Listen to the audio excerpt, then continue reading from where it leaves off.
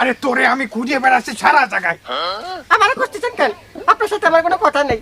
আপনি আমার জোর করে করে ব্যবসায় ঢুকানোর প্রতিবার লস খান, আমি ওই লসের মধ্যে নেই। আরে পাগল, শুনবি তো আমার কথা। নতুন প্ল্যান করেছি। কি প্ল্যান? নতুন ব্যবসার প্ল্যান পাগল, কোনো লস নেই, সিজনাল ব্যবসা। শুনেছিস আজ পর্যন্ত কেউ সিজনাল ব্যবসায় লস খাইছে? না, কেউ লস করে যাই কথা শুনিনি, কিন্তু আমি লস করেছি, আমার নিজের চোখে দেখেছি। আরে বাবারে, এইবার আমি একটা নতুন ব্যবসার প্ল্যান নিয়ে নামিছি। কিসের প্ল্যান? কিসের ব্যবসা? আরে কাঁঠালের ব্যবসা। কাঁঠাল, এখন তো কাঁঠালের সিজন।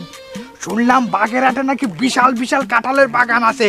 আমরা যদি দুই সাইডে বাগান কিনে ফেলাতে পারি তাহলে কিন্তু লালে লাল এই সিজন। কিন্তু আমার কাছে তো নগদ টাকা নেই।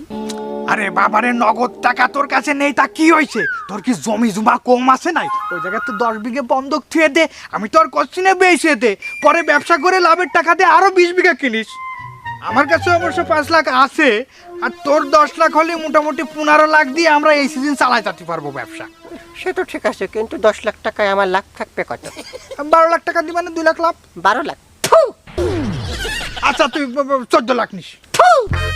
16 লাখ? অসম্ভব। না না, তোর 20 লাখ দিলাম। 20 লাখ দেবেন তো? হয়, তোর 20 লাখ দিয়ে যা থাকবে সেটা আমি রাখবো। আচ্ছা ঠিক আছে, তাহলে আমি এখনই সই দিতে রাজি, জমি বন্ধক হয়ে দেন। আর বন্ধকের লোকজন তো আমার ঠিক করে আছে, খালি তুই যে একটা সই দিবি।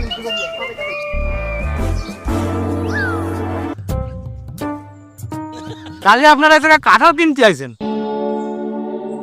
না, এই জায়গায় আমরা এয়ারপোর্ট কিনতে আছি। তোমার কি জায়গা জমি আছে? আমরা প্লেন ল্যান্ডিং করাবো। ও মা, রেল ল্যান্ডিং করাবেন?